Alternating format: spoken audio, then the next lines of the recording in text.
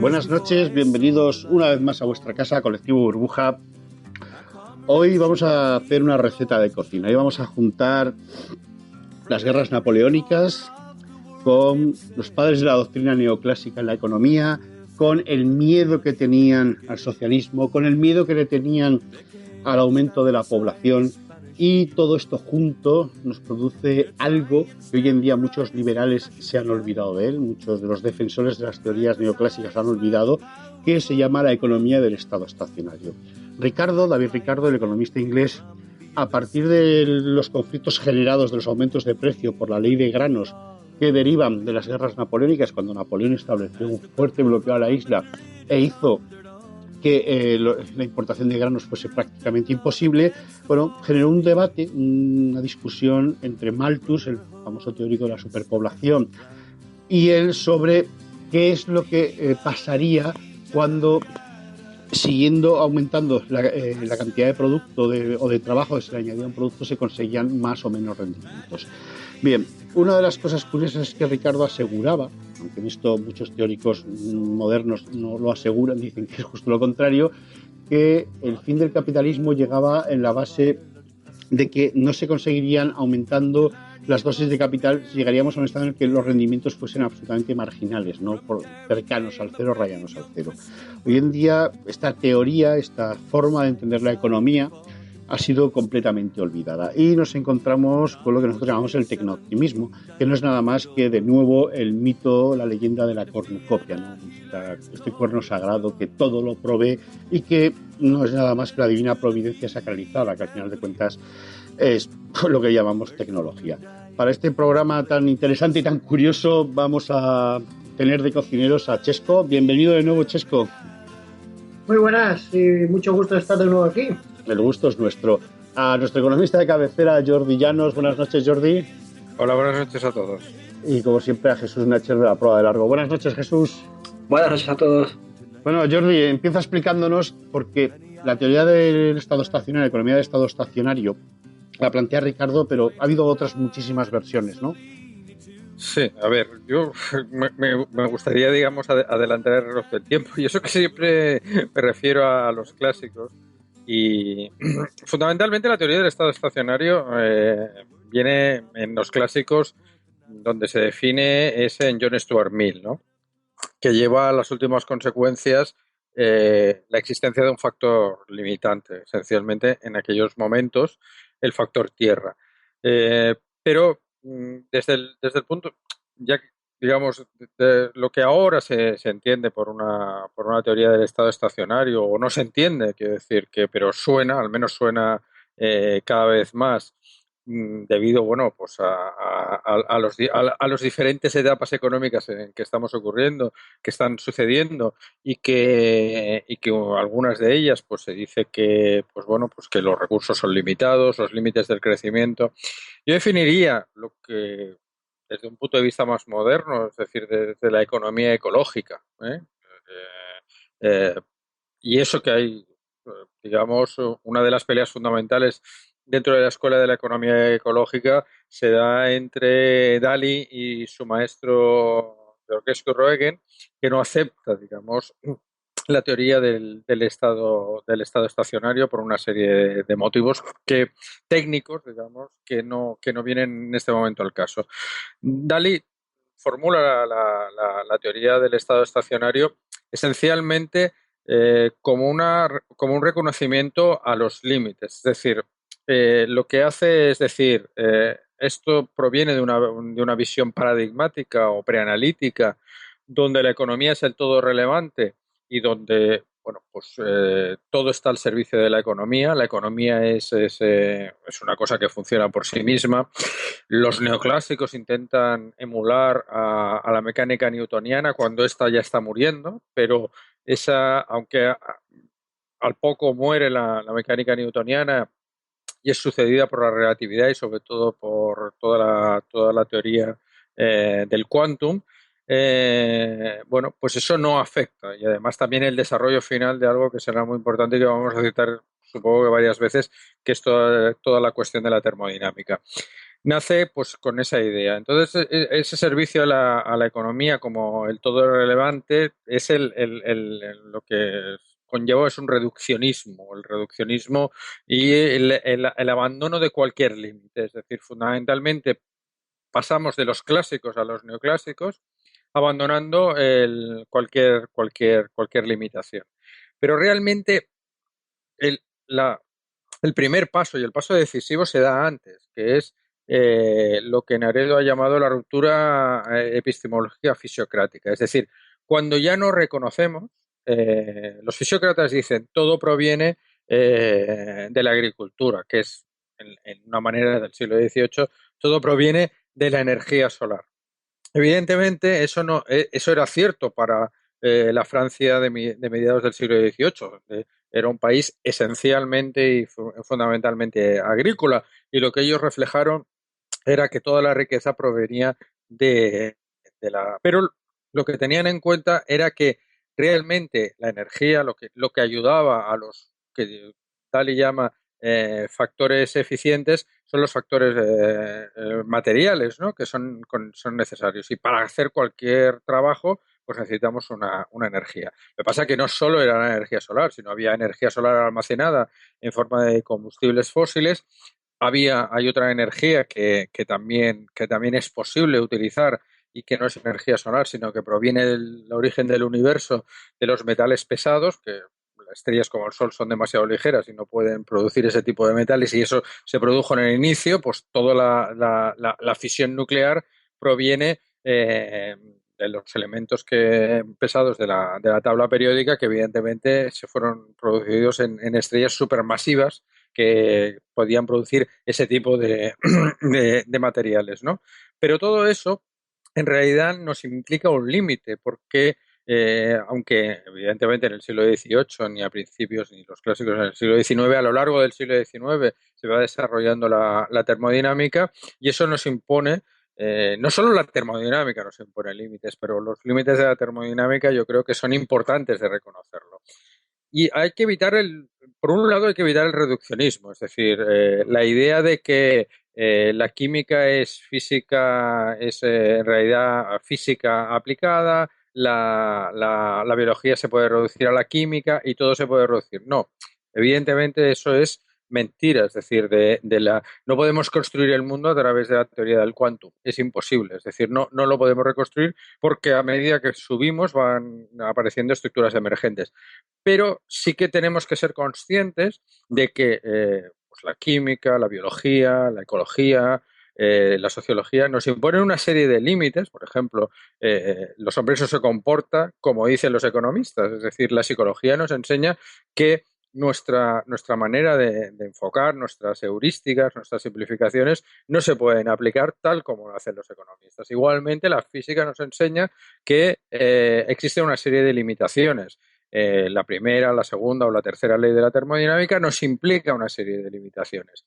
Cualquier teoría económica no se reduce, evidentemente, a la termodinámica, ni a la psicología, ni a la biología, ni a nada, pero tiene que tener en cuenta esos límites. El reconocimiento de todo eso es de que existen límites, y que esos límites no solo son los límites físicos de recursos, etcétera, sino aquellos propios que nos hemos enseñado y que no han sido falsados en términos de Popper, ¿no? Que quiere decir, y evidentemente de todos las ramas de la física, la termodinámica es sin duda ninguna la más sólida. Eddington decía que si tú tienes una teoría que contradice las ecuaciones de Maxwell, pues mala suerte para Maxwell, porque tu teoría puede ser buena. Dice ahora, si tu teoría va en contra de la segunda ley de la termodinámica, va a fracasar completamente. La termodinámica es muy importante en ese sentido, porque nos impone uno de los límites básicos. Y ya digo que no es un reduccionismo, sino es simplemente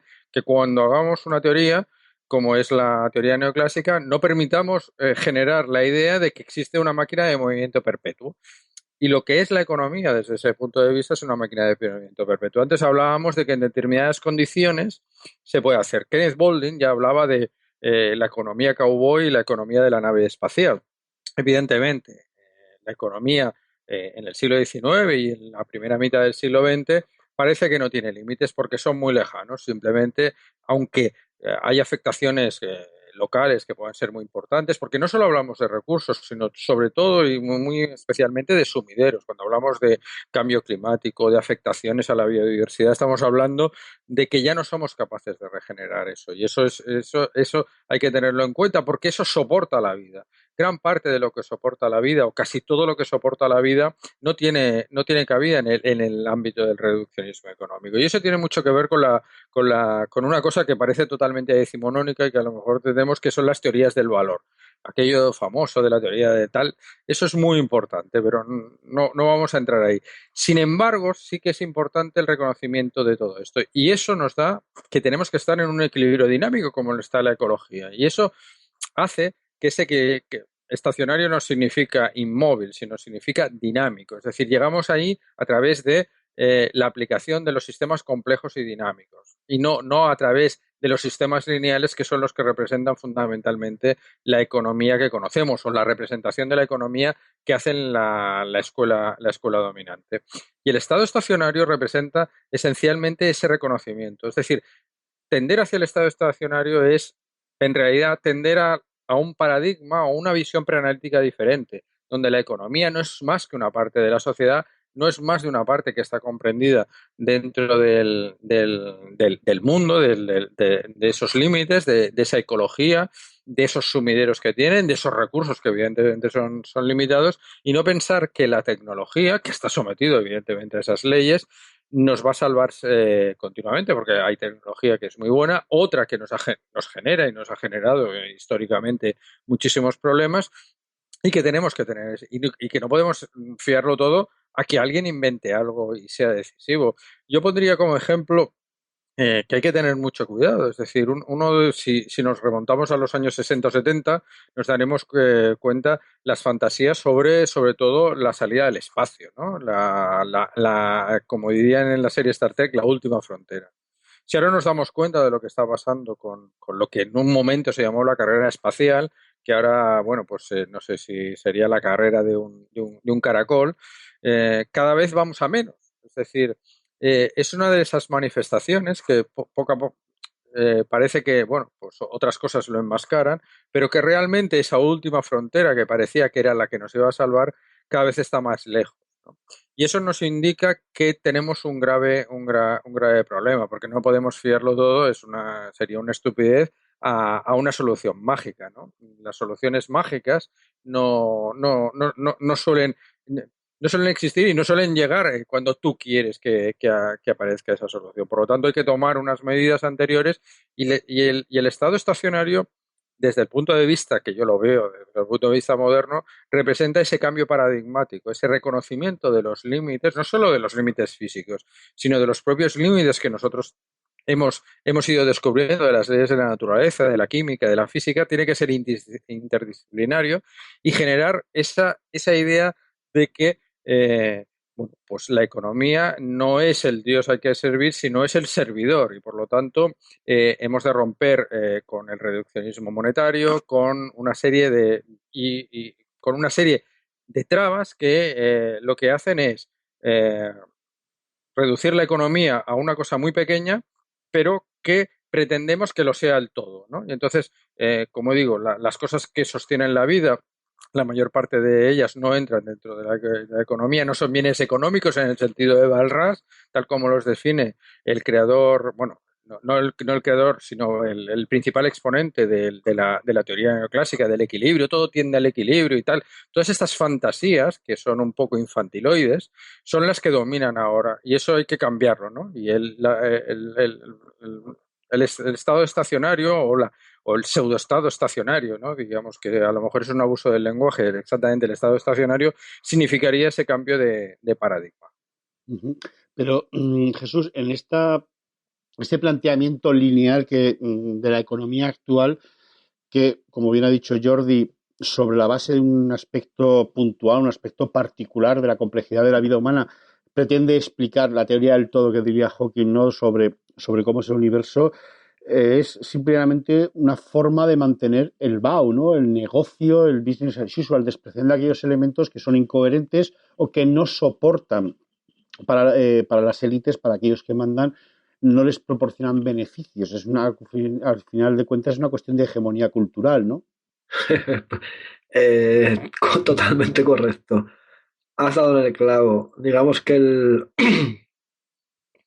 como tú has dicho, lo que es incoherente, o sea, las premisas que vemos incoherentes en el funcionamiento del sistema, las desechamos porque, bueno, porque nos interesa que el sistema siga funcionando así, ¿no? Es por eso que choca tanto cuando desde gente que en teoría no son privilegiados, se ataca esta idea de una economía del estado estacionario, ¿no? Y generalmente se ataca, pues bueno, con ideas infantiloides, con la falacia de la pendiente deslizante. Se parte de esta idea de que, bueno, el estado estacionario, pues bueno, pues vamos a ir a las cavernas con la hoguera, vamos a ver. El estado estacionario no es ir a las cavernas. Ir a las cavernas sería, evidentemente, decrecer, ¿no? Y decrecer muchísimo. Por otra parte, se suele decir, no, es que podemos crecer en educación. Evidentemente, el estadio estacionario tampoco niega que se pueda crecer en educación. Incluso deberíamos añadir que se debe crecer en muchas cosas más. En arquitectura bioclimática, se debe crecer en energías renovables, que son las que al fin y al cabo nos van a quedar después de todo esto. Eh, Se debe crecer en plataformas tecnológicas que nos permitan compartir el capital y a lo mejor reducir drásticamente el número de automóviles que tenemos, porque en vez de, como pasa en España, que tenemos un 0,7 automóviles por cada persona, a lo mejor nos vale con 0,1 automóviles por persona para hacer el mismo servicio. Pues claro, todo eso hay que pensarlo, ¿no? Pero sin embargo, se busca, digamos, un poco, pues esa tontería, ese infantilismo falaz de, bueno, estos quieren volver a las cavernas, estos quieren eh, eh, quitarnos todo el bienestar, etcétera. No, al contrario, precisamente eh, los problemas que tenemos en la actualidad, tú has dado en el clavo ahí, los problemas que tenemos en la actualidad se deben a un paradigma que está sustentado sobre estas premisas. Si quieres solucionar los problemas que tienes, tendrás que cambiar las premisas. Y, y ahí, bueno, pues evidentemente es esencial. Estamos perdiendo bienestar precisamente por el crecimiento, ¿no? Está siendo antieconómico, ¿no? Una persona, un crítico de esto que sea intelectualmente honrado, tendría que ver, bueno, ¿qué me están diciendo los economistas, etcétera, como William Nordhaus o tal, que están tocando el tema de la ecología? No, el crecimiento puede ser infinito. El cambio climático no es tan grave porque podemos calcular los costes y tal. Y vemos que a futuro los costes no son tan graves. Si en vez de irte a un economista te vas a biólogos, a ecólogos, las principales autoridades científicos del planeta en estas disciplinas, pues te dicen que esto es muy grave, ¿no?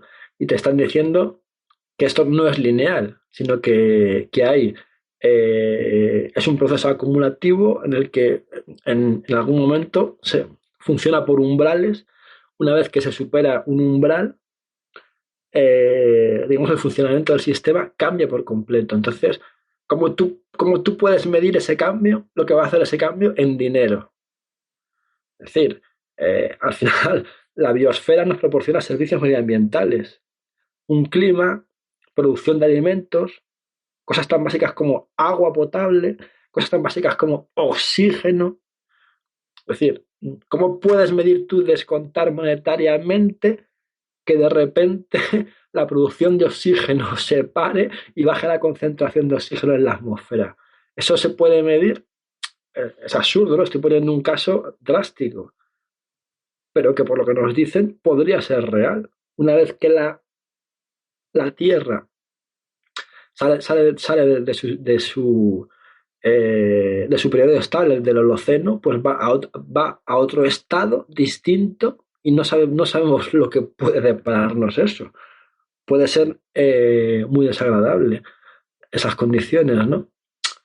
Eh, entonces, bueno, llama sobre todo la atención que nos fijemos en lo que dice alguien que no tiene ninguna autoridad en esta materia, como es un economista, y pasemos de largo lo que nos está diciendo la gente que ha estudiado todos estos temas a fondo y que además no son simples disciplinas académicas como es la economía, sino que es una ciencia. O sea, la biología es una ciencia y la ecología es una ciencia y las certezas que podemos tener en esas ciencias son mayores a las que podemos tener en una disciplina como la economía, ¿no? Que se basa en el comportamiento humano, un comportamiento humano que es variable a lo largo de las épocas.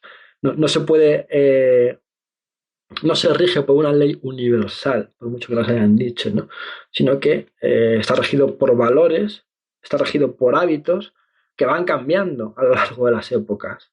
Por eso, incluso el comportamiento económico pues varía, ¿no? Vemos que todo esto está sustentado en una serie de falacias, ¿no? Muy fuertes. Ya gente de izquierda, bueno, hace tiempo, en el año 58, el conocido catedrático Galbraith, ¿no? Pues ya se dio cuenta de las consecuencias que tenía, pues muy malas, ¿no? Y muy perversas, que la producción fuese el principal objetivo de la sociedad, ¿no? Principalmente porque nos aleja a otros objetivos. Si tú quieres mejorar la vida de la gente, pues céntrate en mejorar la vida de la gente, no te centres en la producción. Es decir, ¿por qué el objetivo de nuestra sociedad no puede ser mejorar la vida de las personas? Tiene que ser la producción. Ya dijeron Schumpeter y Keynes, dijeron que dentro de 50 años los problemas de la vida de las personas estarían resueltos, porque la producción se habría multiplicado por 8. Eso ha pasado y resulta que los problemas de la vida de las personas no se han resuelto. Digamos, algo está fallando. Claro, falla que la producción no resuelve los problemas de la vida de las personas. Pues adopta una teoría que te permita solucionar los problemas de la vida de las personas. No adoptes la falacia de que por producir lo vas a hacer, porque eso ha fallado. Está fallando y va a seguir fallando. ¿Cuántas décadas más necesitamos? Ellos pensaban que en 50 años se iba a resolver. Han pasado ya 80 años, 8 décadas. Sigue sin resolverse. ¿Cuántas décadas más necesitamos de este experimento para pensar que se puede resolver de esa forma? No. Afronta los problemas, ataja los problemas de la pobreza, ataja los problemas de desigualdad de forma directa, evidentemente. Eso es precisamente lo que el status quo, la élite, no quiere, ¿no? Por eso se escuda precisamente en el crecentismo, en la idea de la producción, ¿no? Llama la atención que gente que dice querer resolver esos problemas no lo vea de la misma forma, ¿no? Al fin y al cabo, yo creo que hay también, desde gran parte de la izquierda, o de las que dicen ser de izquierdas, gente que podrían ser antaño los comunistas, que ahora podrían estar dentro de lo que se llama la teoría monetaria moderna, y esta especie de nichos, ¿no? Adoptan muchas premisas que son parecidas, hay que decirlo así. Posiblemente si hubiese alguien aquí de este campo se enfadaría, pero hay que decirlo, ¿no? Porque es cierto, adoptan muchas premisas que son parecidas a las neoclásicas, realmente, ¿no? Su pensamiento, en cierta forma, está muy influenciado realmente por el liberalismo, porque realmente los dos surgen de un mismo tronco, ¿no? Que es este pensamiento de la ilustración, etcétera. Y van muy parejos y son muy similares en muchas cosas, aunque a algunos les cueste admitirlo, pero es así, ¿no? Entonces, una de las cosas que esta gente, presuntamente de izquierdas, tiene muy, muy equivocado es el tema de las necesidades humanas, ¿no? Ellos parece que tienen adoptado toda una teoría según la cual no se pueden hacer comparaciones intertemporales de utilidad de los bienes, ¿no? Eso nos lleva a la conclusión de que cuando una persona es pobre y no tiene una dieta adecuada y tiene en su casa goteras y pasa frío, eh, le da un cierto valor a solucionar eso, y cuando ya es rica y lo ha solucionado, ahora lo que tiene es una televisión de plasma y unos mocasines de moda, pero que no se pueden comparar una situación con la otra, porque la satisfacción que le da en un momento, cuando es rico, los mocasines, es la misma que le daba en otro momento anterior, cuando era pobre, alimentarse bien. Eso es una falacia, ¿no? Realmente, de esta idea absurda de las necesidades humanas, que hay algunas que sí que son materiales, que se tienen que solucionar mediante la producción, que son los bienes básicos, evidentemente, la alimentación, la vivienda, transporte, ropa, estar cuidado, tener atención médica, agua, educación. Todo esto que se debería solucionar con la producción, ya producimos en general de largo suficiente para tenerlo solucionado. Sin embargo, sigue habiendo mucha gente con carencias de este tipo, ¿no? Y, estas teorías, digamos, en las que, pues bueno, pues hay una serie de bienes que pueden ser un poco más superfluos, que se les da la misma importancia que otros bienes que serían más básicos para otra persona, ¿no? Y se basa en esta equivocación respecto a las necesidades humanas, ¿no? Que realmente esos bienes que no son tan básicos, lo que vienen realmente es vienen a sustituir necesidades, son pseudosatisfactores de necesidades como la estima social, como el afecto, como el amor, etcétera, ¿no? Entonces, bueno, construye una sociedad que vaya directamente a satisfacer esas necesidades, o inténtalo, y no crees pseudosatisfactores absurdos para eso, porque estás haciendo que el principal objetivo de la sociedad sea la producción, cuando no es nuestro problema la producción. Producimos ya suficiente para todos de sobra, de sobra. No es nuestro problema la producción, tenemos muchos otros problemas. Ataca esos problemas directamente para solucionar y para mejorar la vida de las personas, porque la economía del estado estacionario no es una teoría para ir a las cavernas, es una teoría para solucionar y ayudar a las personas a vivir mejor, ¿vale? Estas son las falacias y las tonterías que dicen estos, pues bueno, personas de pensamiento fácil y lineal, ¿no? Realmente, y con esto ya acabo, porque bueno, me estoy dispersando un poco algunas veces cuando me emociono cuando hablo y me termino dispersando un poco, porque realmente son cosas tan tontas y tan estúpidas, ¿no? Lo que algunas veces se plantean, que es que te enojas, ¿no? Una, la conclusión a la que llegamos al final, y esto también es fundamental, es que es la propia producción, el propio sistema de producción, realmente, que son las empresas, son las que crean esos pseudo satisfactores, esas supuestas pseudo necesidades, ¿no? De alguna forma. Esto lo que está haciendo es castrar a la sociedad por completo, ¿no? Es decir, le está impidiendo alcanzar otros fines, como mejorar la salud de la gente, reducir la pobreza, etcétera, porque al final la producción crea la necesidad de la producción, ¿no? Es como un círculo vicioso. Entonces, cualquiera se da cuenta que al ser circular, al ser algo circular, la producción nunca es suficiente, porque cuanto más producción haya, se va a crear más necesidad de más producción. Es como un hámster dando vueltas en una rueda, ¿no? ¿Y a dónde va ese hámster dando vueltas en una rueda? Pues eso es nuestra sociedad, algo totalmente absurdo. Bueno, al socialismo le pasaba exactamente igual. La Unión Soviética, que lo recuerdo, en 1917 era un país feudal, en 1945 era una de las grandes potencias del planeta y basó todo su modelo de crecimiento en la producción, en ponerse a la cabeza y ponerse a competir directamente con la muy poderosa en aquella época industria americana.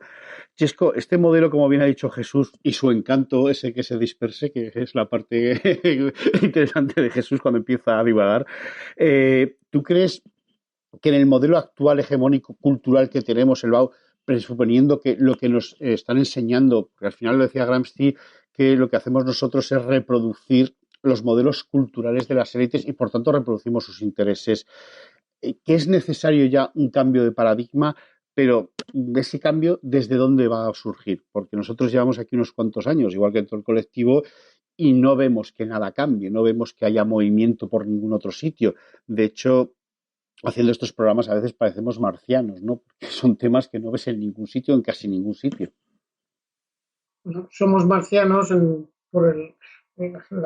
la causa de que hay como una especie de descalce de plazos entre lo que el medio ambiente y sus condicionantes va a tener dentro de 30 años y el devenir de la economía diariamente, que tiene otro plazo muy distinto para las personas, incluso por la vida de las personas.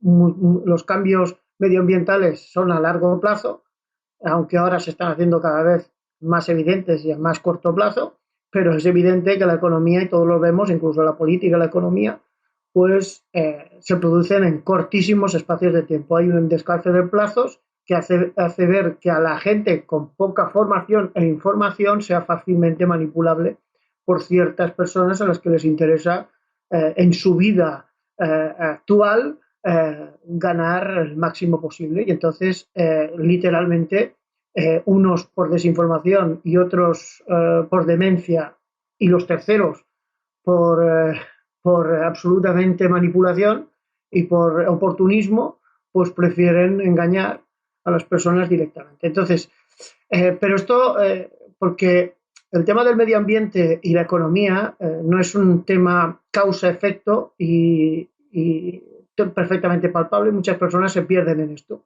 Entonces, tendrían que ver todas las gráficas diariamente y tal para empezar a concienciarse.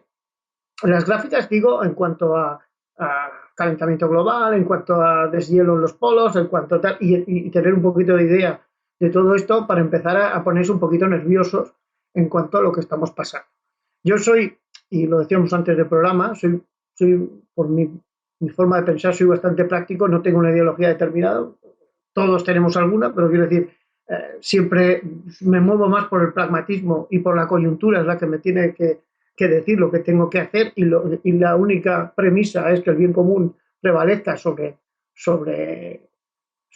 sea lo primero, vamos, lo preponderante, y por lo tanto adoptaré la mejor esa. Por lo tanto, ahora yo soy un ecologista convencido, y el ecologismo es lo que me mueve a hacer y citar e intentar, digamos, mover mi pensamiento en cuanto a las recetas que intento dar en las opiniones que emito. Entonces, lo que yo veo entre la gente de hoy en día que no se convence es una especie de demencia de ciertas élites en negar, ya lo he dicho por 3 razones fundamentales, pero en negar esto, sobre todo por el tema que es un problema de lógica pura y dura y que no se aborda jamás. Es un tema de lógica que Malthus ya lo dijo en su momento, ¿no? El malthusianismo, desde, digamos, por lógica y matemática, desincentiva y desactiva a los cornupianos, ¿no? Sí, las cornucopias. Cuesta decir esta palabra. Sí, sí. El cornupianismo lo desactiva. Aunque no emitiéramos, y ahora voy a llegar a otro tema que es absolutamente y políticamente incorrecto, ¿no? Pero aunque no emitiéramos ni una sola partícula, ni gastáramos ni una sola partícula energética, simplemente eso es imposible, ¿no? Pero y más porque comeríamos, ¿no? Simplemente por nuestras defecaciones, por decirlo algunas cosas, el mundo en un momento determinado se destruiría. ¿Por qué? Porque el mundo es limitado. O sea, hay un límite en todos los recursos del mundo.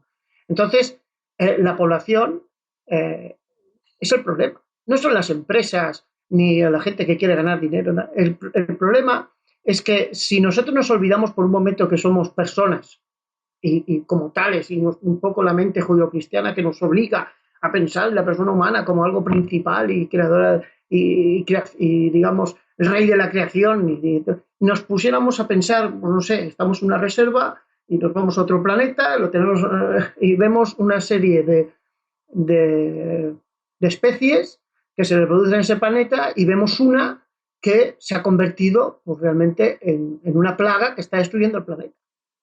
Entonces es el número de consumidores el que hace que se mueva todo este sistema. Es el número de consumidores aquel que es el que está destruyendo el planeta. Porque si ahora los tres nos pusiéramos a hablar en qué es el BAU, que es una vida digna para cualquier persona, estoy convencido que nos acercaríamos mucho al nivel de consumo que tenemos ahora. Aunque nos quedáramos a la mitad, simplemente creciendo al doble, como se piensa que se va a crecer para el año 2050 este planeta, más de 10.000 millones de habitantes, llegaríamos al mismo estado. O sea que, entonces, ¿cuál es el problema? El problema es el número de consumidores. No es otro. Entonces, cambiar este paradigma, cambiar este condicionante es lo más duro, porque claro, no tenemos un gobierno mundial. Es verdad que en el mundo occidental y a medida que va creciendo el nivel de vida, los países van teniendo, digamos, menos hijos por nivel de educación, por muchas cosas.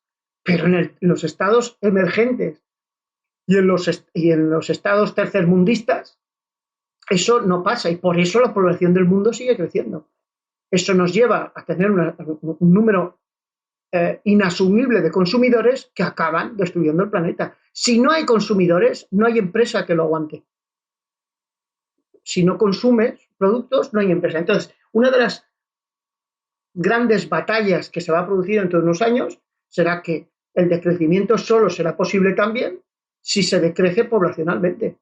Y no pasa nada por decrecer poblacionalmente. Esto no que nadie me malinterprete y piense que me voy a meter en las teorías girinovskianas diciendo que hay que tener guerras y matar gente. No, pero sí un control de la natalidad y además ser incentivado desde el mundo occidental, desde el primer mundo hacia el tercer mundo, incentivando estas políticas, ¿no? Incentivando con dinero, evidentemente.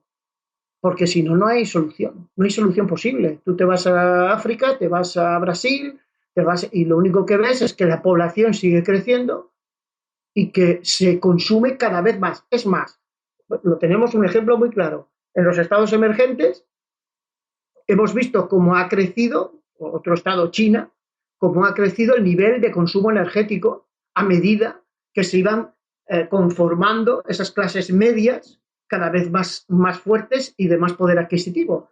¿Qué ha pasado? Pues que han doblado, triplicado, cuadruplicado el nivel de consumo energético. Es imposible.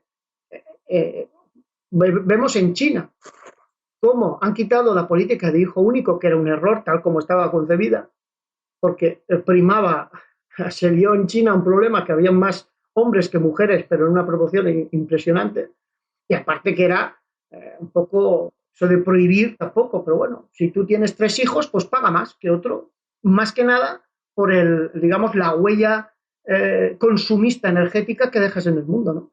La lacra antiecológica que puedes dejar porque un consumidor, haya más de un consumidor en una familia, ¿no? Entonces, todas estas cosas hay que abordarlas. Si no, no hay solución posible. O sea, las cosas yo creo que son más sencillas de explicar que simplemente el hecho de que hay unas élites que quieren. Las élites y las empresas, todas quieren la producción. Si hay consumo, siempre va a haber gente que quiera producir, es evidente, porque sale bien el negocio, claro. Pero lo que tenemos que tener claro es qué consumo y qué número de población puede admitir la tierra. Simple y claramente, o sea, no hay que darle tantas vueltas, pienso yo, ¿eh?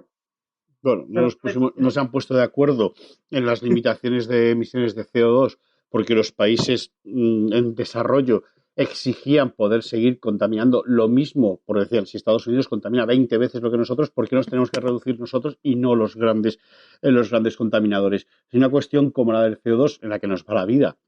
aunque haya cada vez... Sí, claro, pero si ahora nos vamos a China, que es uno de los países emergentes, que es lo que estaba explicando, a la medida que se conforman, no en China, es que te puede ser un país como Sudáfrica, te puede ser un país como Senegal.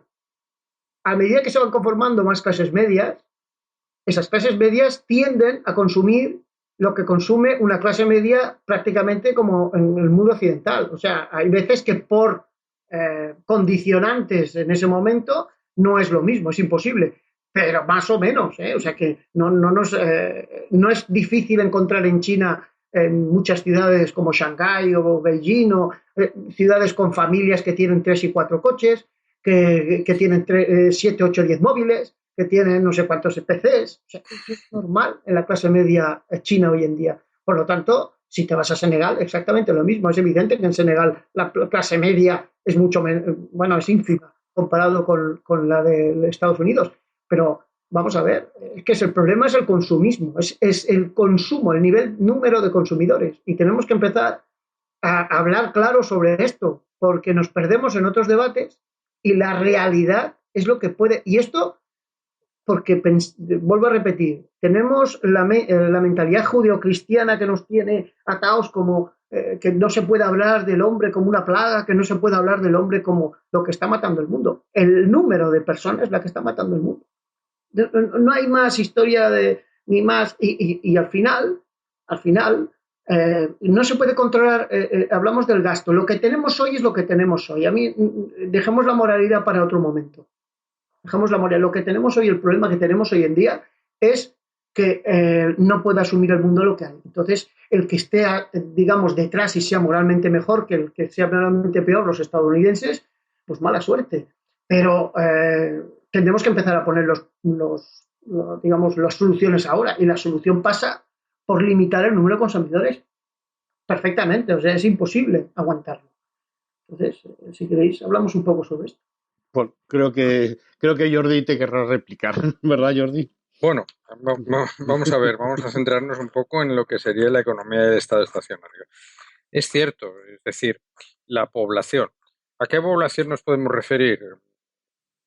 Dalí distingue entre la población endosomática, es decir, aquella hecha de carne orgánica, y la exosomática, es decir, nosotros tenemos una piel, tenemos unas piernas, pero hemos crecido, los coches, las motos, las bicicletas, son parte de nuestra manera de transportarnos, son una manifestación de nuestras piernas, nuestras casas son igual que la piel nos cubre, pues esas casas, esa población exosomática ha sido una población que ha crecido extraordinariamente.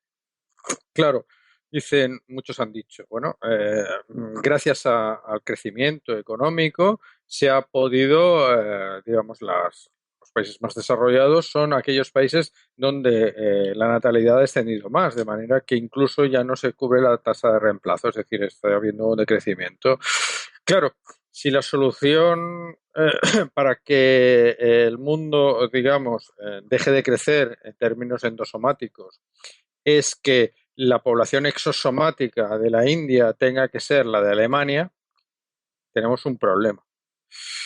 Este tipo de cuestiones, que son las que plantea una economía del estado estacionario, también ha hablado Jesús, es decir, una de las cuestiones que ha hablado del consumismo y tal, es la cuestión que se inserta en esa economía que lo domina todo, es decir, en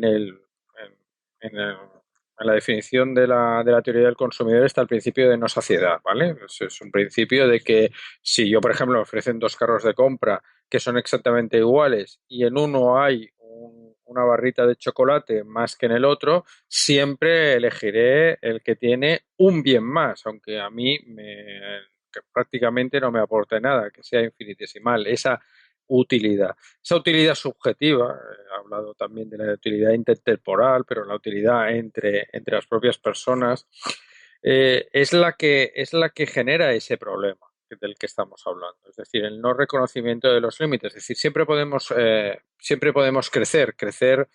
Ahora se habla de crecimiento sostenible, de crecimiento de verde, de manera que siempre podemos crecer en cuestiones que realmente después, cuando uno lo ve en la realidad, son aquellas que se machacan más por parte dice, en educación, bueno, en sanidad, bueno, todo aquello que se dice, bueno, pues vamos a crecer en bienestar.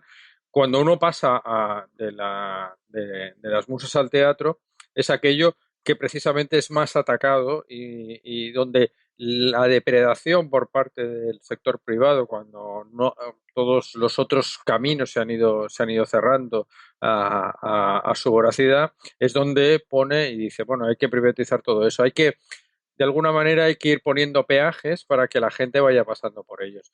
Esta dinámica de poner peajes, que lo que hacen es empobrecer a las personas y no solo eso, sino disminuir su bienestar, pues es lo que está generando el malestar. Es decir, llega un momento que la promesa de crecimiento infinito como solución a todos los problemas, pues empieza a no verse. Es decir, empieza la gente a dudar sobre esa cuestión. Bien, es cierto que es una duda no estructurada, pero que es una duda que cada vez se presenta en mayor medida. Y de ahí también la intensidad digamos, la insistencia y la propaganda en que el crecimiento del Producto Interior Bruto, que es una manera de medir las cosas en términos monetarios, que tiene muchísimos problemas, de un flujo de transformación, es decir, nosotros no producimos nada, porque sería una violación del primer principio de la termodinámica. Lo que hacemos es transformar ciertas cosas, necesitamos energía, esa transformación genera bienes y servicios útiles o no útiles, que pues, de eso podríamos hablar, para los hombres, y generamos una serie de residuos. Yo hablaba antes de los residuos propiamente humanos. Bueno, uno de los grandes factores de calentamiento global es la ganadería, ¿no? Pero bueno, ahí podríamos hablar largo y tendido. Todos esos factores que están coadyuvando nos están dando señales encontradas, ¿no? Señales contradictorias, ¿no? El crecimiento. Llevamos 100 años, ¿no? Sobre todo prácticamente 100 años, ¿no? Siendo la solución a nuestros problemas. De hecho, el keynesianismo se basa en eso y es deudor de ese crecimiento cuando estábamos en unas condiciones muy diferentes a las actuales y sin embargo ahora, aunque lo buscamos de una y otra manera y podríamos entrar en los factores esos limitantes, los factores financieros, etcétera, vemos que no se está traduciendo de la misma manera. Y ese crecimiento, además, es muy desigual, ¿no? Otro de los factores es que el crecimiento en términos monetarios es extraordinariamente desigual. ¿Por qué está sucediendo todo esto? Han salido libros de Piketty explicando su teoría sobre por qué se produce la desigualdad, por cómo se concentra, etcétera. Pero lo que nos damos cuenta es que estamos en sociedades que, primero, las necesidades humanas no son infinitas, es decir, las necesidades biológicas no son infinitas, a la diferencia de lo que os he estado explicando. Yo he dicho que no solo es la termodinámica los límites, sino la psicología, en las escuelas del comportamiento, etcétera. En la economía nos han enseñado muchas veces que toda esa teoría de la no saciedad, de la capacidad de consumo infinita, lo que crea es gran insatisfacción y gran infelicidad, ¿no? Es una carrera de armamento que se van cancelando las teóricas satisfacciones muy rápidamente. Pero parece, y de manera que estamos en un efecto túnel, que no podamos salir de esa visión túnel, ¿no? Que necesitamos más coches, etcétera. Pero claro, eso choca con la realidad, con una realidad cada vez más palpable de dificultad de ese crecimiento y de transformación. Entonces lo que generamos son burbujas financieras sobre activos preexistentes que los vamos subastando entre nosotros, que es la misma casa, pero que vale más, cada vez vale más y somos más ricos. La casa, coño, ni es más grande, ni tiene grifos de oro, ni nada, es la misma puñetera casa. Y sirve exactamente para lo mismo, es igual que estemos subastando y que aquello tienda a infinito el valor. Eso no nos va a proporcionar, lo que proporciona son las cosas que tenemos, es decir, el stock. Lo que pasa es que el stock está limitado por los recursos y nosotros lo que tenemos es que maximizar ese stock de cosas que nos proporciona, y el stock de cosas no está formado solo y no especialmente por las cosas que nosotros transformamos, sino por aquello, y vuelvo a decir, que sostiene la vida humana. El aire limpio, el agua potable, etcétera. Cosas que en muchos casos entran en aquello que una vez explicamos en una entrada, que es la paradoja de Lauderdale, ¿no? Que lo que hace es que lo que él llamaba pues la riqueza privada depreda en ese tipo de riqueza pública. Hay una diferencia entre los riches, ¿no? Que es lo que hablan los ingleses, y wealth, ¿no? Que es la riqueza pública. Para que sea un bien económico ha de ser necesariamente escaso, y eso genera una menor utilidad. Es decir, podemos hacer mucho negocio con el agua potable, y de hecho se está intentando, y había a Nestlé, creo que hace tiempo, bueno, salió una noticia, ¿no? Diciendo que, bueno, que había que racionar. Claro, eso es una gran oportunidad de negocio. Eso, que haya menos agua potable y que eso se convierta en un bien económico, ¿nos hace a todos más ricos o nos hace a todos más pobres? Yo creo que la respuesta es bastante clara, ¿no? Y cuando nos demos cuenta de eso y podamos salir de ese efecto túnel, nos daremos cuenta de que estamos en una carrera equivocada. Es decir, estamos en una carrera hacia ninguna parte. El crecimiento antieconómico, como dice Dali, ese crecimiento que lo que genera es más costes. Lo que pasa es que los costes no los tenemos en cuenta, es decir, los ignoramos porque quedan fuera de ese ámbito económico pequeño, ese reduccionismo monetario. Bueno, no importa, o si no, se los endosamos a otro. Los costes medioambientales, coño, las industrias más contaminantes para China, la India, o si no, los residuos para Senegal, Gabón y tal, ¿no? Como si vivieran en el planeta Marte, y eso no nos suele afectar en algún momento.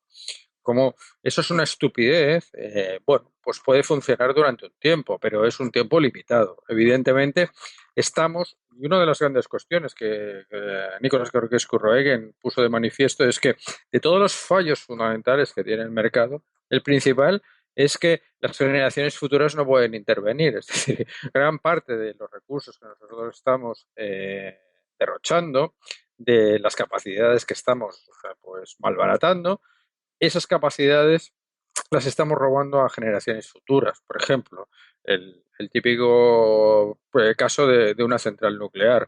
Una central nuclear esencialmente nos puede producir un resultado energético positivo, no demasiado positivo, no vamos a entrar a discusión, pero genera unos residuos de larga y media actividad que van a tener que mantenerse por generaciones futuras, que seguramente, bueno, porque el uranio es limitado, no van a tener esa fuente de energía. Y se lo deseamos solo porque confiamos que de alguna manera haya un tío muy listo en algún momento que sepa lo que hacer. Pero la energía que nosotros estamos utilizando la estamos trayendo del futuro hacia aquí, porque esa energía, cuando se tenga que cuidar esos residuos lo van a tener que invertir los del futuro, que no pueden intervenir ahora y decirnos, oye, ¿qué estáis haciendo, coño? Nos estáis cargando con una serie de hándicaps, una serie de mochilas que nosotros no tenemos por qué soportar.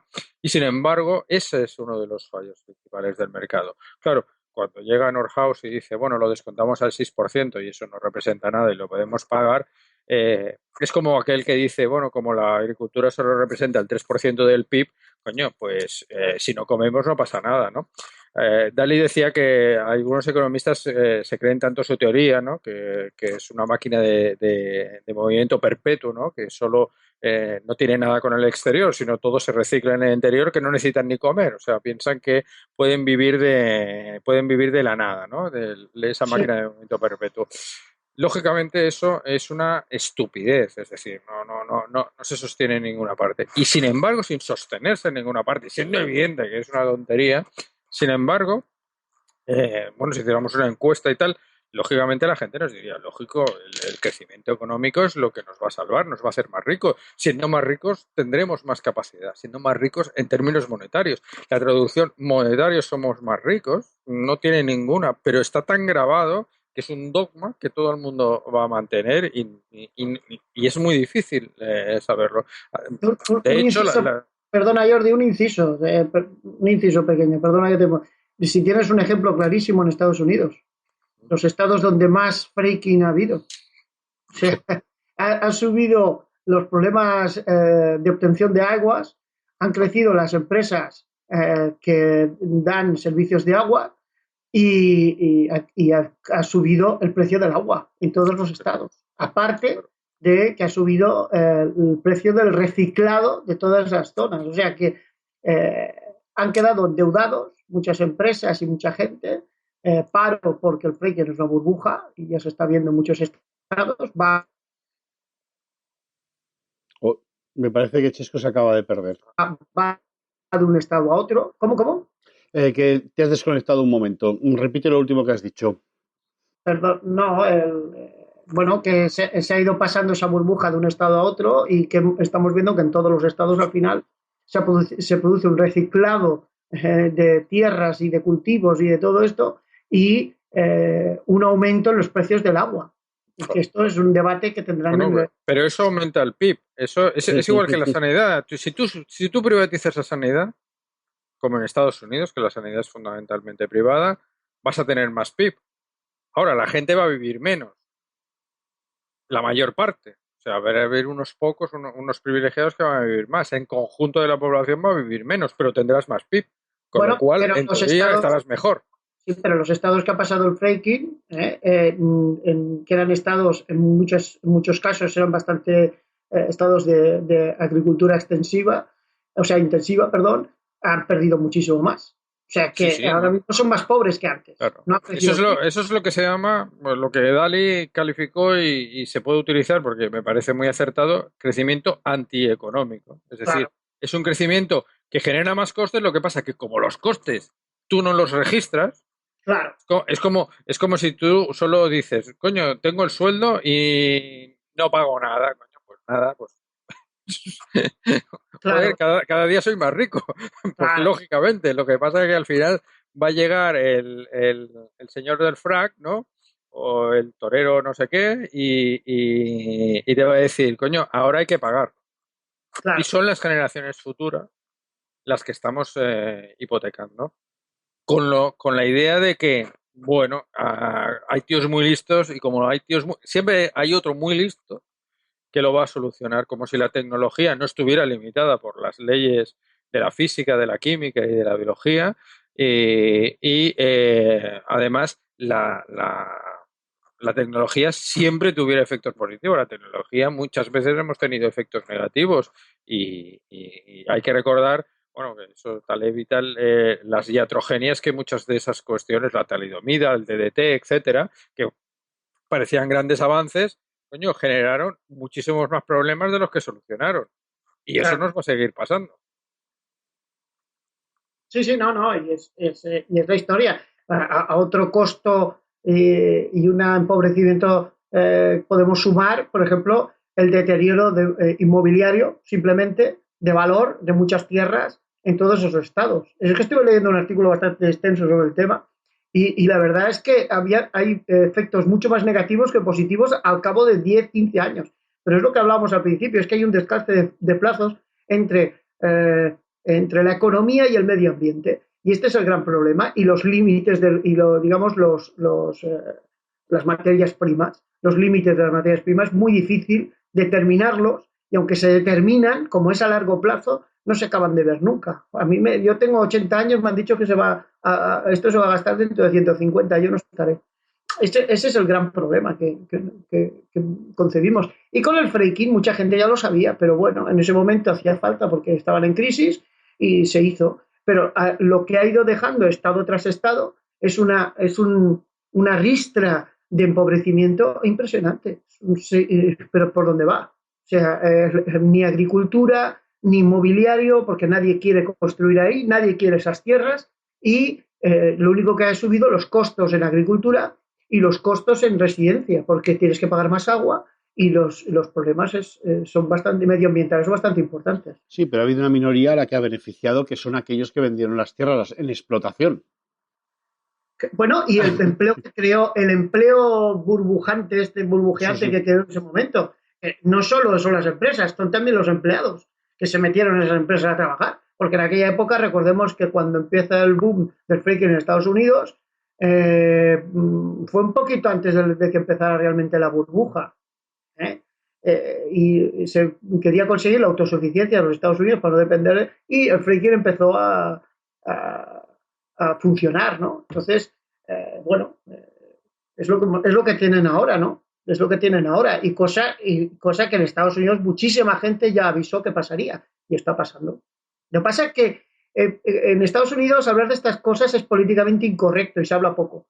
Aunque parece que ves muchos artículos, y en realidad la gente, esto en Estados Unidos no lo pueden entender. Eso de que no haya crecimiento, esto de que no se caliente la economía, no lo pueden entender. Entonces, es muy difícil hablarlo. Y lo que pasa aquí en España también, ¿quién acaba con la fiesta? ¿Quién es el primero que acaba con la fiesta? Lo que pasó con la burbuja del ladrillo, ¿no? Sí. Quiere poner el cascabel al gato. Bueno, voy a pasar escuchándoos, me ha venido a la cabeza el recientemente difunto Zygmunt Bauman. Y voy a leeros un par de frases para Jesús Nacher que seguro le van a gustar. Dice, no hay modernización, y por tanto eso de la vida moderna no existe, sino una masiva y constante producción de basura, entre ellas los individuos basura definidos como excedentes. Y la otra, que es la cultura de la modernidad líquida ya no tiene un populacho que ilustrar y ennoblecer, solamente clientes que seducir. Este es el paradigma actual, el que tenemos, ¿no, Jesús? Absolutamente este. Entonces, cualquier planteamiento que salga de esto, aunque sea evidente que estamos destruyendo esa probabilidad de futuro para nuestras próximas generaciones, los que somos padres y demás, no importa, es el cortoplacismo del beneficio, de recoger beneficios rápidamente, jodas a quien jodas, sin más. Y los que hacemos esto somos unos tarados, vamos. Es que la cultura nuestra es de tarados, pero bueno, como hay gente aparentemente sensata y que en teoría sus valores es preocuparse por el bienestar de las personas y realmente rechaza esto, es lo que me sorprende, ¿no? Y además con argumentos tan sumamente pobres, ¿no? Un poco me ha gustado mucho esa primera frase y tiene mucho que ver con todo lo que estamos hablando, esa primera frase de Bauman, porque evidentemente en una sociedad de consumidores, en una sociedad donde el estatus se consigue a través del consumo, siempre tiene que haber gente que sea descartada. De alguna forma, si yo consumiendo esto, digamos, siempre hay un cierto nivel de consumo que es básico para considerarte integrado en la sociedad. Es decir, no puedes ir con una ropa, una camisa que tenga los puños desgastados o el cuello desgastado, aunque en teoría sigue abrigando igual que otra camisa. Pero ya socialmente se te ve mal y eres ya una persona descartable.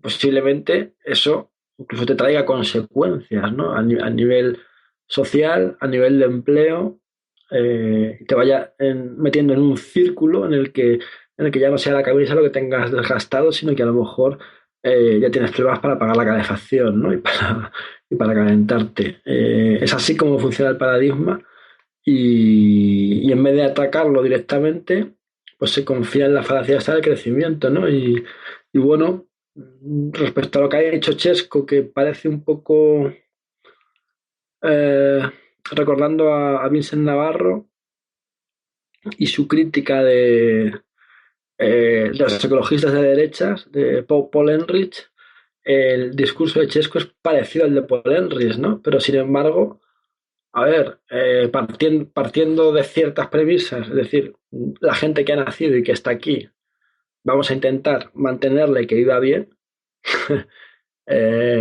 Si partimos de esa premisa que es moral, es decir, la vida humana tiene un valor, lo que dice realmente yo estoy de acuerdo, es decir, pensemos no solo en limitar la población, sino en cómo hacerlo. La forma más efectiva es educar a las mujeres y darles trabajo, o si lo prefieres, resumiendo, empoderar a las mujeres, sobre todo del mundo en desarrollo, sobre todo de África. Pues ¿quién va a estar en contra de eso? Y es la forma, pero claro, ¿dedicamos algún tipo de recurso a eso? Pues no. es decir, nos da igual, pues en su momento, en poco tiempo va a haber un boom de población, países relativamente pequeños van a tener 200 millones de habitantes, van a tener conflictos por los recursos, van a tener conflictos armados, mucha gente de ahí, de esos países, o van a tener que emigrar, van a ser refugiados y los vamos a tener aquí. Va a ser un problema para nuestra sociedad muy, muy grande. Hagamos lo que hagamos, porque acogerles no vamos a poder acogerles porque van a ser muchos. Y digamos que el dilema moral que se plantea puede destruir la democracia por completo y corroerla. Incluso la sociedad, ¿no? Y la moral de la sociedad, con lo cual nos enfrentamos a una perspectiva que es, desde mi punto de vista, terriblemente negativa. Pero bueno, yo eso es lo que puedo apuntar. Estoy de acuerdo con Chesco en lo que dice de limitar la población de forma pacífica y sobre todo de la forma más efectiva posible, que es educando a las mujeres y dándoles capacidades para trabajar, es decir, empoderándolas, sobre todo en un desarrollo, que eso nadie puede estar en contra, pero claro, no ponemos ni un duro, entonces no estás en contra, porque si no pones un duro, ¿qué hacer? Y estoy de acuerdo también con lo que ha dicho Jordi respecto a la destrucción de los bienes públicos, que es clave, ¿no? El crecimiento de la riqueza privada debe ir paralelo, ¿no? al de esos bienes públicos, ¿no? Es decir, si tú tienes cada vez más coches, necesitas más carreteras, necesitas más plazas de aparcamiento y necesitas más aire en el que volcar esa mierda que crean los coches, ¿no? Al final, la solución del sistema nuestro, de nuestro sistema socioeconómico, es destruir esos bienes públicos de forma que lo que antes era abundante y gratuito ahora sea escaso y haya que privatizarlo. Lo estamos viendo en China. Se venden aire. Es decir, ¿tú quieres una sociedad donde te venden el aire, tío? Que ahora es gratis. ¿Esto tú lo consideras que esto es progreso? Vale, dices, bueno, aquí no pasa, pero bueno, mira lo que pasa en Estados Unidos. ¿Quieres una sociedad donde el agua cada vez sea más cara y donde el agua esté más contaminada por el crecimiento económico? Es decir, ¿quieres que ese bien, que hasta ahora ha sido un bien pues, prácticamente público y casi gratuito, cada vez sea más escaso y cada vez tengas menos acceso a él? ¿Eso es tu idea de progreso y eso es lo que tú quieres para tus hijos y tal? Bueno, pues, pues evidentemente es a lo que vamos. Entonces, vale, generaciones futuras sí, pero gran parte del daño lo estamos sufriendo nosotros. Es decir, ya en Madrid y en Barcelona estamos teniendo un daño muy importante para nuestra salud. Bueno, en Madrid y en Barcelona no, en toda España, prácticamente en todo el territorio. Porque prácticamente la contaminación ambiental al final se extiende incluso hasta los pueblos remotos, casi aislados, ¿no? Porque digamos, a través los óxidos de nitrógeno se generan en las grandes urbes, pero eso provoca ozono y el ozono se extiende a los pueblos y realmente incluso en pueblos relativamente casi de la sierra están respirando aire contaminado, ¿no? Bueno, pues es que si queréis podemos hablar de esto un poquito luego. Es que España, para ir a algo más localista, lo que más daño ecológico ha producido en España es el mal llamado desarrollo rural. Luego, si queréis, hablar un poquito. Luego, si queréis, habla ahora, Chesco, porque llevamos ya 1 hora y 10 minutos largos y habla ahora. Pues lo dejamos, si queréis. No, habla, no hay ningún problema, pero cuéntalo. Bueno, cuando aquí hablan del desarrollo rural, yo alucino. Si os dais cuenta, en toda España, lo único que se ha producido ha sido una ciudad continua y lineal por toda España, de norte a sur y de este a oeste. Entonces, este desarrollo mal llamado desarrollo rural, que ha sido un antidesarrollo ecológico, lo único que ha hecho es destruir medio. Hasta el punto de que ya mucha gente que ha estudiado el caso, se empieza no solo en España, sino en todo el mundo, se empieza a a plantear la idea de que tenemos que crecer en vertical y no en horizontal. Entonces quiere decir que debemos desarrollar grandes urbes y dejar grandes espacios protegidos, porque no hay otra manera de salvar el medio ambiente si sigue creciendo la población. Es que no hay otra manera. Entonces, el desarrollo rural lo único que ha producido pues es limitar y lacrar los espacios verdes en toda España. Sí. Pura y simplemente. O sea, la agricultura, el desarrollo, el desarrollo residencial de todas estas... tú te puedes ir por todos los pueblos de España y te das cuenta que donde había antes una pineda ya no existe porque se han hecho 200 casas. No es que la contaminación de la ciudad se extienda hacia los pueblos, sino que los pueblos contaminan. Los pueblos contaminan con su urbanización, simplemente. Entonces, contaminan el medio ambiente. Entonces, aparte de crear algo que es ineficiente económicamente, que es una infraestructura en un sitio que no produce o que no da una producción o que económicamente no da nada, aparte de eso, lacramos la vida ecológica o de esa zona. Entonces, el desarrollo rural es un atraso en España. Mira, Chisco. Tenemos que ir en la vía contraria. O sea, tenemos que ir hacia las grandes metrópolis, aunque suene duro decirlo, pero es así, no hay otra historia. Y en las grandes metrópolis, además, las medidas ecológicas pueden ser más fácilmente aplicables que en un territorio tan grande como España, porque tendríamos que aplicarlo pueblo por pueblo, ciudad por ciudad, sería muy difícil. Entonces, de esta manera es más fácil. El mundo, y España y el mundo, debe crecer más a lo vertical que a lo horizontal, antes incluso de empezar a controlar la población, que indudablemente, que no os quepa la menor duda, dentro de un tiempo, 10, 20, 30, 40, 50 años, se tendrá que hacer sí o sí. O sea, no habrá más remedio. Y luego, lo único que pasa, que si se hiciera ordenadamente, y empezáramos a hacerlo ahora, los males del tercer mundo serían mucho menos. Nos vamos a encontrar dentro de 30 o 40 años que el primer mundo tendrá menos población, pero como tecnológicamente está mucho más desarrollado, podrá controlar al resto del mundo, que tendrá 3 o 4 veces más población. Con lo cual se darán países de 200 millones de absolutos miserables y pobres. El hambre que se había reducido volverá al tercer mundo, pero a lo bestia, como nunca se ha visto. Y esto padecerá muchísima más gente. A mí me hace gracia por los pueblos del norte, por en Castilla, aparte de que se están convirtiendo en auténticos geriátricos donde solo sobreviven aquellos que tienen bastantes tierras, que suele ser una familia o dos en todo el pueblo. Estas navidades que está por allí, por un pueblo en Burgos, he descubierto que la fuente, lo que daba agua al pueblo, que es un arroyo de una zona que se llama el Páramo, la Junta de Castilla y León le ha prohibido al pueblo usarlo porque está lleno de nitratos y de fosfatos.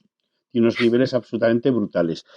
Lo que está pasando en la zona de Vic y Osona, aquí en Cataluña, con los purines. O sea, Sí, pero esto es una zona que es un páramo, o sea, allí no hay agua, simplemente hay unas escorrentías que son las que el pueblo lleva usando históricamente desde la época de mi abuelo para suministrar el agua de consumo del pueblo. Al final son han tenido que hacer unos pozos cerca del río Pisuerga, para poder beber agua. ¿Qué ocurre? ¿Cómo le explicas tú a los que viven en esa zona que es una zona que está un poco alejada del pueblo, que tienen que dejar de cultivar sus tierras porque nos están envenenando a todos? De hecho, en el pueblo ya ha habido un par de discusiones sobre el tema y el resultado es que al final, en cuanto hay un mínimo perjuicio económico para uno solo, la medida no se toma. O sea, así de simple. Claro. Pero además os diré más. Afirmo, y se puede comprobar, que los pueblos gastan proporcionalmente más energía y recursos y agua que una gran ciudad. Por persona. ¿Por qué? Pues por esa sencilla razón. Te voy a poner un ejemplo de la zona donde vivo. Si tú te vas a las zonas residenciales de toda esta zona de aquí, donde vivo yo, que está a 35 kilómetros de Barcelona, no hay prácticamente casa que no tenga un pozo. Toda esa agua que teóricamente tendría que llegar a rellenar la cuenca y abastecer Barcelona y toda esta zona, se la van quedando y la van gastando pues en piscinas, en sus cultivos, en sus historias. Entonces, ¿qué pasa?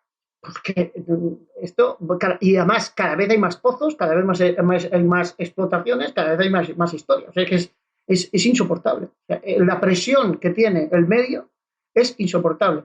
Cada vez queda menos espacio para el desarrollo de la fauna autóctona y cada vez hay más espacio para residencial y urbanización. No hay año que no se reduzcan las hectáreas de bosque. Entonces, y luego te salen noticias diciendo que cada vez hay más bosques en España, cosa que es mentira, porque no hay ningún bosque sano, que digamos. Son bosques todos, la mayoría, son bosques intervenidos, con lo cual la fauna, si tú hablas de un bosque autóctono, de un bosque sano, bosque antiguo, que le llaman, no quedan prácticamente en España, cada vez menos. Pues tenemos un verdadero problema de futuro, pero el problema grave principal lo van a tener nuestros hijos y sus hijos, no nosotros. Nosotros solamente estamos avisando de lo que va a ser. Lo que pasa es que, bueno, en esta lógica cortoplacista de este régimen en el que vivimos, de este modelo de sociedad, los beneficios en el corto plazo y la supervivencia, que también es entendible, en el corto plazo priman sobre cualquier otro. ¿De qué te sirve plantearte un futuro si ahora mismo en el presente no puedes comer, estás muerto o no puedes satisfacer tus mínimas necesidades? Al final lo que volvemos es al problema de siempre, es qué son las necesidades, como bien ha apuntado antes Jordi, y qué no son necesidades, qué son estos pseudo caramelos que nos montan para que lo entendamos como una necesidad humana. O sea, volvemos al problema que siempre hablamos aquí, que es un cambio de paradigma, un cambio de sociedad. Sí. Es decir, si tú para que te quiera la gente necesitas un traje de $2.000 y un reloj de $40.000, pues evidentemente vamos muy mal, ¿no? Realmente tú lo que necesitas es afecto y no necesitas esos artículos para tenerlo, ¿no? A mí sí me gustaría dar una última idea dentro de todas las que he dado. Y es el tema de la ciencia. La idea de la economía del estado estacionario no reniega para nada de la ciencia, ni del desarrollo científico, ni del conocimiento, pero tenemos que darnos cuenta que es usar ese conocimiento para otros fines. Mientras que ahora mismo se usa ese conocimiento con el objetivo de que algunos se enriquezcan y supuestamente por el incremento del PIB, ahora el crecimiento y la ciencia se usaría para mejorar la vida de la gente. Como he dicho antes, posiblemente la arquitectura bioclimática tendrá que crecer, las energías renovables también. Pues posiblemente el conocimiento, los esfuerzos se esfuercen por ahí.